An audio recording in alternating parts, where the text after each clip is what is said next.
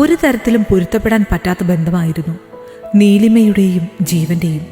12 വർഷത്തോളം നീലിമ പിടിച്ചു നിന്നു. രണ്ടുപേർക്കും ജോലിയുണ്ട്. ഒരു മകളും മകനുമാണവർക്ക്.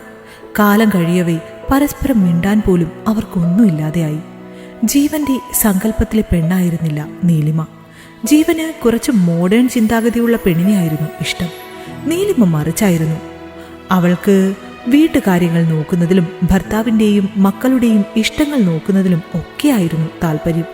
കൂട്ടുകാരോടൊപ്പമുള്ള പാർട്ടിയിലും മറ്റും ജീവന് നീലിമയെ കൊണ്ടുപോവാൻ വല്ലാത്ത മടിയായിരുന്നു.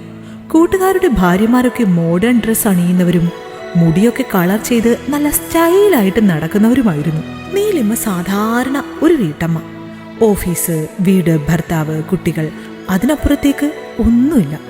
2 ധ്രുവങ്ങളിലുള്ളവർ എന്ന് പറയുന്നതാകും ശരി. വീട്ടുകാർ തമ്മിലുള്ള പരിചയവും പിന്നെ അന്നൊക്കെ ജീവന് നീലിമയെ ഇഷ്ടവുമായിരുന്നു. നീലിമയുടെ സൗന്ദര്യവും ജോലിയും എല്ലാം കണ്ടു തന്നെയാണ് ജീവൻ അവളെ വിവാഹം കഴിച്ചത്. എന്നാൽ മകൾ ജനിച്ച ശേഷം തിരക്കുകളുടെ ലോകത്തേക്ക് പോയ നീലിമയ്ക്ക് തൻ്റെ സൗന്ദര്യം പോയിട്ട് നേരാവണ്ണം ആഹാരം കഴിക്കാൻ കൂടി നേരമില്ലാതെയായി. മകനും കൂടി ജനിച്ചതോടെ നീലിമ സ്വയം മറന്നു. അടുക്കള ജോലിയിലോ മറ്റു കാര്യങ്ങളിലോ ഒന്നും ജീവനൊട്ട് അവളെ സഹായിക്കാറുമില്ല. അയാൾ ആ സമയമുണ്ടെങ്കിൽ ടിവിയോ മൊബൈലോ നോക്കുന്ന തിരക്കിലായിരിക്കും. എല്ലാം കഴിഞ്ഞ് തളർന്ന് കിടക്കയിലേക്ക് ചെല്ലുന്ന അവളെ ജീവൻ ചേർത്ത് പിടിക്കുമ്പോൾ കുളിച്ചാലും മാറാത്ത ഉള്ളിയുടെയും മറ്റും മണമായിരിക്കും.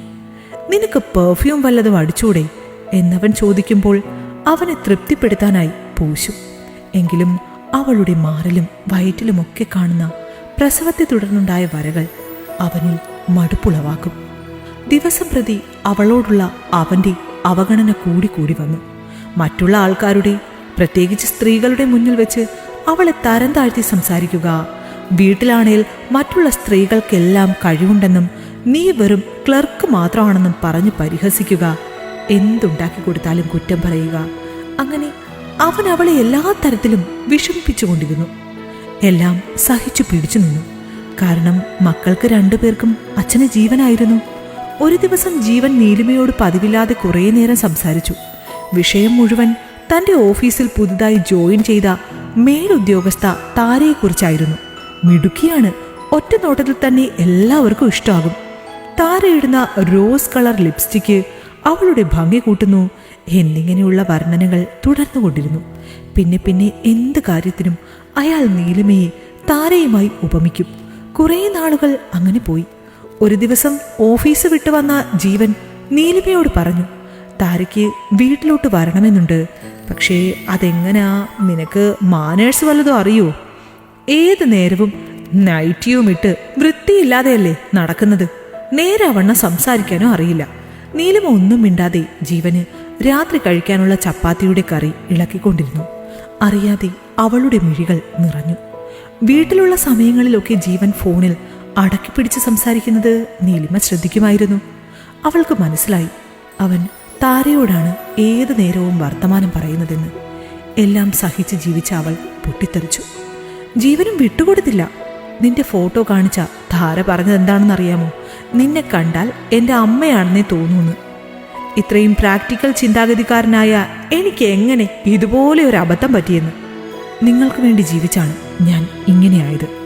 പ്രസവിച്ചു കഴിഞ്ഞാൽ ഏതൊരു സ്ത്രീയും മാറും. ചേർത്ത് നിർത്തേണ്ടത് ഭർത്താവാണ്. അവളിൽ നിന്ന് അതുവരെ അടക്കി വെച്ചിരുന്ന സങ്കടങ്ങളെല്ലാം പുറത്തു ചാടി.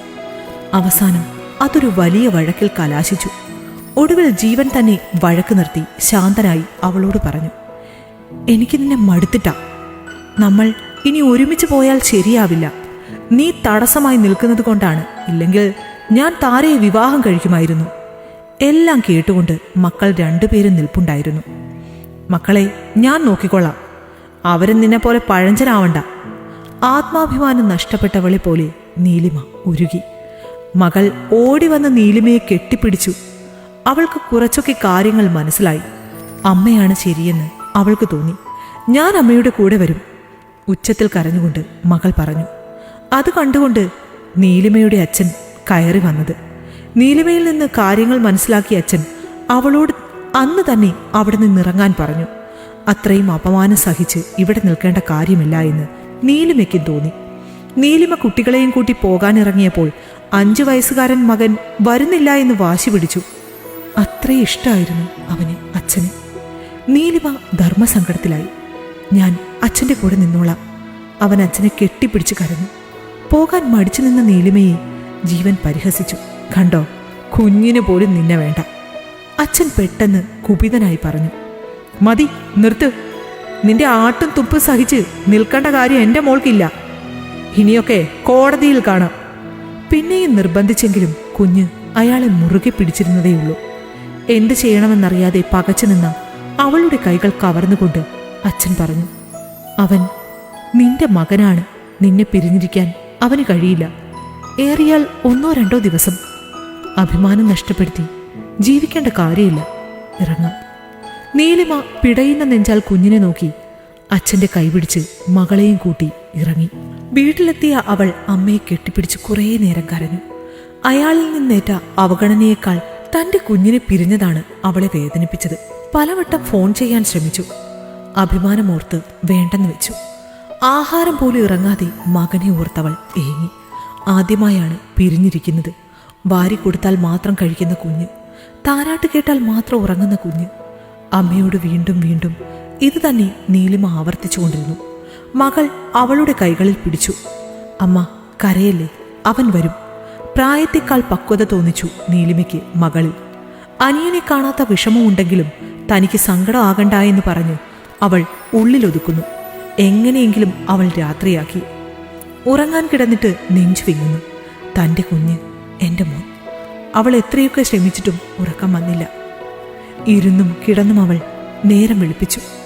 2 ദിവസങ്ങളായിട്ടും കുഞ്ഞു വിളിക്കുന്നില്ല. 2 ദിവസമേ ആയിട്ടുള്ളൂ എങ്കിലും അതവൾക്ക് യുഗങ്ങളായി അനുഭവപ്പെട്ടു. അങ്ങോട്ട് വിളിക്കാൻ തീരുമാനിച്ചു. തൻ്റെ മകനല്ലേ, എന്നെ വേണ്ടെന്ന് പറഞ്ഞാലും അവൻ കുഞ്ഞല്ലേ, എൻ്റെ ജീവനല്ലേ. അവളെ തടഞ്ഞ അച്ഛനോടവൾ പൊട്ടിക്കരച്ചിലോടെ അപേക്ഷിച്ചു. രണ്ടും കൽപ്പിച്ചു വിളിച്ചു. ഫോൺ എടുക്കുന്നില്ല. അവൾക്ക് ആധിയായി. അപ്പോഴത്തെ ചിന്തയിൽ ഇറങ്ങി വരാൻ പാടില്ലായിരുന്നു. മോനില്ലാതെ എനിക്ക് പറ്റില്ല. അവൾ അമ്മയോട് സങ്കടപ്പെട്ടുകൊണ്ടിരുന്നു. നീലിമയുടെ അച്ഛനും വാശിയായിരുന്നു. ഗൾഫിൽ കൂടെ ജോലി ചെയ്ത കൂട്ടുകാരൻ്റെ മകൻ എന്ന നിലയിലാണ് കെട്ടിച്ചു കൊടുത്തത്. എന്നിട്ട് തൻ്റെ മകൾക്ക് അവൻ പുല്ലുവില പോലും കൊടുത്തിട്ടില്ല. ജീവന്റെ പരിഹാസത്തോടെയുള്ള മുഖം അച്ഛൻ്റെ മനസ്സിൽ തെളിഞ്ഞു വന്നു. അച്ഛൻ ആലോചിച്ചു, ഇത്രയും കാലം എത്ര സമർത്ഥമായാണ് തൻ്റെ മോൾ ഞങ്ങളുടെ മുന്നിൽ സുഖമാണെന്ന് അഭിനയിച്ചത്. മോന്റെ അടുത്തേക്ക് തിരിച്ചു പോകണമെന്ന് വാശി പിടിച്ച നീലിമയോട് അച്ഛൻ കർശനമായി പറഞ്ഞു, തിരിച്ചു പോയാൽ പിന്നെ നിനക്ക് ഈ വീടുമായി ഒരു ബന്ധവും കാണില്ല. ജീവന്റെ സ്വഭാവം കാരണം അയൽക്കാരുമായി ഒന്നും അത്ര അടുപ്പത്തിലല്ല. ആരോട് ചോദിക്കും? എന്ത് ചെയ്യണമെന്നറിയാതെ നീലിമ തളർന്നു. അന്ന് രാത്രി വീടിനു മുന്നിൽ ഒരു കാറ് വന്നു നിന്നു. നീലിമ അത്യധികം ആകാംക്ഷയോടെ വാതിൽ തുറന്ന് ഓടി. അവൾക്കറിയാം അത് തൻ്റെ മോനാണെന്ന്. 2 ദിവസം കൊണ്ട് വാടി തളർന്ന പോലെ മോൻ നീലിമയുടെ അടുത്തേക്ക് ഓടി വന്നു. അതിരറ്റ വാത്സല്യത്തോടെ അവൾ മോനെ വാരിയെടുത്തു. തുരുതുരാ മുത്തി. കുഞ്ഞുറക്കെ കരയാൻ തുടങ്ങി. അമ്മ, മോൻ അമ്മയെ കാണണമെന്ന് പറഞ്ഞ് അച്ഛൻ കൊണ്ടുവന്നില്ല. അവൻ ഏങ്ങലടിച്ചു. അമ്മയെ വിളിക്കാനും സമ്മതിച്ചില്ല. കുഞ്ഞു പരാതി പറഞ്ഞുകൊണ്ടിരുന്നു. അപ്പോഴേക്കും അച്ഛനും അമ്മയും മോളുമെല്ലാം അടുത്തെത്തി കഴിഞ്ഞിരുന്നു. മോളെ കണ്ട മോൻ നീലിമയുടെ കയ്യിൽ നിന്ന് താഴെ ഇറങ്ങി അവളെ മുറുകെ പുണർന്നു. ജീവൻ പുച്ഛത്തോടെ പറഞ്ഞു, എങ്ങനെയൊക്കെ കൊണ്ടു നടന്നിട്ടും അമ്മയെ കാണണമെന്ന് വാശി. അങ്ങനെയല്ലേ 2 എണ്ണത്തിനെയും വളർത്തി വെച്ചേക്കുന്നേ. ഒരു ചിരിയോടെ നീലിമയുടെ അച്ഛൻ പറഞ്ഞു, കുഞ്ഞും അമ്മയും തമ്മിലുള്ള ബന്ധം നിനക്ക് മനസ്സിലാവില്ല. കുഞ്ഞിൻ്റെ കൈയൊന്ന് മുറിഞ്ഞാൽ ചോര പൊടിയുന്നത് അമ്മയുടെ മനസ്സിലാണ്. അതാണ് മാതൃത്വം. നിനക്ക് പോകാം, ബാക്കിയൊക്കെ കോടതിയിൽ. ജീവൻ കാറിൻ്റെ ഡോർ ആഞ്ഞു വലിച്ചു തുറന്ന് ഡ്രൈവിംഗ് സീറ്റിൽ കയറിയിരുന്നു. ഉച്ചത്തോടെ ഡോർ വലിച്ചടച്ച് തിരികെ പോയി. നീലിമ തൻ്റെ 2 മക്കളെയും ചേർത്ത് പിടിച്ച് അങ്ങനെ നിന്നു. മകനിൽ നിന്ന് അവൾക്കറിയാൻ കഴിഞ്ഞു. അവൾ പോയ ശേഷം ജീവൻ കുഞ്ഞിനെയും കൊണ്ട് കറങ്ങാൻ പോയി. അവൻ ഐസ്ക്രീം, കളിപ്പാട്ടം എല്ലാം വാങ്ങിക്കൊടുത്തു. രാത്രിയായപ്പോൾ മോൻ തന്നെ കാണണമെന്ന് വാശി പിടിച്ചു. ഉറങ്ങാതെ കരഞ്ഞു. ജീവൻ അവനെ ഉറക്കാൻ ശ്രമിച്ചും പലതും ചെയ്തും അവസാനം വഴക്കു പറഞ്ഞു. പിറ്റേന്ന് അവൻ ഒന്നും കഴിച്ചില്ല. അവനെ ജീവൻ ഒരു ആൻറ്റിയുടെ അടുത്ത് കൊണ്ടുപോയി. അവൻ്റെ സംസാരത്തിൽ നിന്ന് അത് താരയാണെന്ന് നീലിമ ഊഹിച്ചു. എന്നിട്ടും മോൻ കരഞ്ഞു. അങ്ങനെയാണ് നീലിമയുടെ അടുത്ത് കൊണ്ടുവന്നത്. നീലിമയുടെ ഉള്ളം നീറി തന്റെ പൊന്നുമോൻ. അവൾ കുഞ്ഞിനെ എടുത്ത് ആഹാരം കൊടുക്കാനായി കൊണ്ടുപോയി. മ്യൂച്വൽ ഡിവോഴ്സ് ആണെങ്കിലും 6 മാസം കൗൺസിലിംഗും മറ്റുമുണ്ട്. ആദ്യത്തെ 2-3 മാസം ജീവൻ വീറോടെ വന്നു. കൗൺസിലറുടെ ഉപദേശം കേൾക്കാൻ പോലും കൂട്ടാക്കാതെ, എനിക്ക് ഇവളെ വേണ്ട, എന്താ നഷ്ടപരിഹാരം എന്ന് വെച്ചാൽ കൊടുക്കാം, മക്കളെ കാണാൻ പറ്റണം, ഡിവോഴ്സ് വേണം എന്നൊക്കെ പറഞ്ഞു. നീലിമ കരയാനോ തിരുത്താനോ പോയില്ല. അവളും ഉറച്ച തീരുമാനത്തിലെത്തി. ഈ ബന്ധം വേണ്ട. അച്ഛനമ്മമാർ അവൾക്ക് എല്ലാത്തിനും പിന്തുണയായി നിന്നു. വിദേശത്തുള്ള സഹോദരനും ഭാര്യയും ഒരേ സ്വരത്തിൽ പറഞ്ഞു, ഇനി അവനുമായി ഒരു ജീവിതം വേണ്ട, എല്ലാത്തിനും കൂടെ നമ്മളുണ്ട്. കൂട്ടുകാർ ഉപദേശിച്ചു, എന്തിനാണ് അങ്ങനെ ഒരു ബന്ധം, നമ്മളെ വേണ്ടാത്തവരെ നമുക്കും വേണ്ട. നീലിമ 6 മാസം ആയപ്പോഴേക്കും കരുത്തുള്ള ഒരു പെണ്ണായി മാറിക്കഴിഞ്ഞു. പണ്ടെപ്പോഴോ അഴിച്ചുവെച്ച ചിലങ്ക അവൾ അണിഞ്ഞു. ഓഫീസ് വിട്ടുവന്നവൾ കുട്ടികളെ നൃത്തം പഠിപ്പിച്ചു.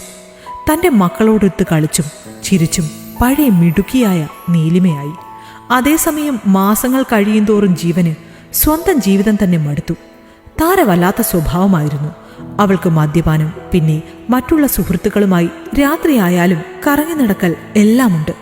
ചോദ്യം ചെയ്ത ജീവനോട് അവൾ പൊട്ടിത്തെറിച്ചു. എന്റെ ജീവിതം ചോദ്യം ചെയ്യാൻ ആർക്കും അവകാശമില്ല. ഞാൻ നീലിമയല്ല, താരയാണ്, സ്വന്തമായി അഭിപ്രായമുള്ളവൾ. എന്നെ സംശയിക്കുന്ന ഒരാളായതുകൊണ്ടാണ് ഞാൻ ആദ്യത്തെ ഭർത്താവിനെ ഒഴിവാക്കിയത്. ഇത്തരത്തിലുള്ള പഴഞ്ചൻ ചിന്താഗതിയാണെങ്കിൽ ജീവനുമായുള്ള മാരേജ് എനിക്ക് ഒന്നുകൂടി ആലോചിക്കണം. വീട്ടിൽ വന്നു കയറിയ ജീവന് കരയാൻ തോന്നി. നീലിമയെ കാണാൻ തോന്നി. മക്കളുടെ കളിച്ചിരികളില്ലാത്ത വീട് മൂകമായി. നീലിമയെ ഓർക്കും തോറും കണ്ണു നിറഞ്ഞു.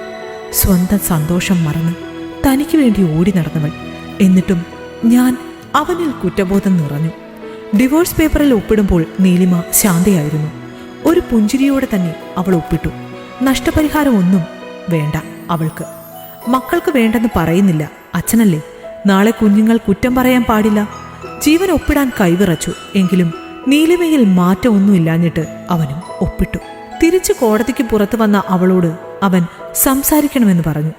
അച്ഛനോട് കണ്ണുകൊണ്ട് അനുവാദം വാങ്ങി അവൾ അവന്റെ കൂടെ വാഗമരത്തിന്റെ ചുവട്ടിലേക്ക് നടന്നു. നീലിമയെ ജീവൻ നോക്കിക്കണ്ടു. പഴയ പോലെ കരയാൻ വെമ്പുന്ന മുഖമല്ല അവൾക്ക്. നല്ല പ്രസരിപ്പോടെ ഉറപ്പോടെ മുഖത്തേക്ക് നോക്കി നിൽക്കുന്നു. എന്താ പറയാനുള്ളത്?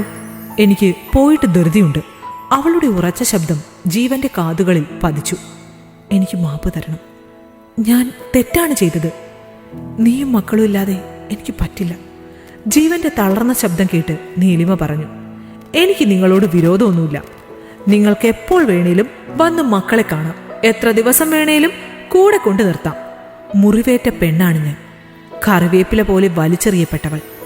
നിങ്ങളുടെ അച്ഛനും അമ്മയും പെങ്ങളും എല്ലാം നിങ്ങളോട് ക്ഷമിക്കാൻ പറഞ്ഞ് എന്നെ വിളിച്ചിരുന്നു. അവരോടും നിങ്ങളോടും എനിക്ക് പറയാൻ ഒന്ന് മാത്രമേ ഉള്ളൂ. ഇനി ഒരു മടങ്ങിവരവ് ഇല്ല. നിങ്ങൾക്ക് വേണ്ടി ജീവിച്ചവളാണ് ഞാൻ. എൻ്റെ ജീവൻ കൊടുത്ത് നിങ്ങളുടെ മക്കൾക്ക് ജന്മം നൽകിയവൾ. ഓരോ സ്ത്രീയും തൻ്റെ സൗന്ദര്യം നോക്കിയിരുന്നെങ്കിൽ താനോ ഞാനോ ആരും ജനിക്കില്ല. അതാണ് മാതൃത്വം, സ്ത്രീയുടെ പൂർണ്ണത. അവിടെ അവളെ ചേർത്ത് നിർത്തുന്നവനാണ് യഥാർത്ഥ പുരുഷൻ. ജീവന് പിന്നെ പറയാൻ വാക്കുകളുണ്ടായിരുന്നില്ല. കുറ്റബോധത്താൽ തല താഴ്ത്തി മക്കൾ അവളുടെ അരികിലേക്ക് ഓടി വന്നു. ഇരുവശങ്ങളിലുമായി ചേർന്നു നിന്നു. മകൾ ജീവനെ അച്ഛാന്ന് വിളിച്ചു. അയാൾ കുഞ്ഞുങ്ങളെ തന്നിലേക്ക് അമർത്തി പിടിച്ചു. 2 പേർക്കും മാറി മാറി ഉമ്മ കൊടുത്തു. പൊയ്ക്കോളൂ, നിങ്ങളുടെ അമ്മ, അവളാണ് ശരി. നീലിമ 2 മക്കളെയും കയ്യിൽ പിടിച്ച് തല ഉയർത്തി അച്ഛനരികിലേക്ക് നടന്നു. ജീവൻ നീലിമയും കുഞ്ഞുങ്ങളും പോകുന്നത് കണ്ണുനീരിനാൽ മങ്ങിയ കാഴ്ചയിൽ കണ്ടു. ഈ കഥ നിങ്ങൾക്കിഷ്ടമായെങ്കിൽ ലൈക്ക് ചെയ്യൂ. നിങ്ങളുടെ അഭിപ്രായങ്ങൾ കമന്റായി രേഖപ്പെടുത്തൂ. കൂടുതൽ കഥകൾ കേൾക്കാൻ ഈ ചാനൽ സബ്സ്ക്രൈബ് ചെയ്യൂ.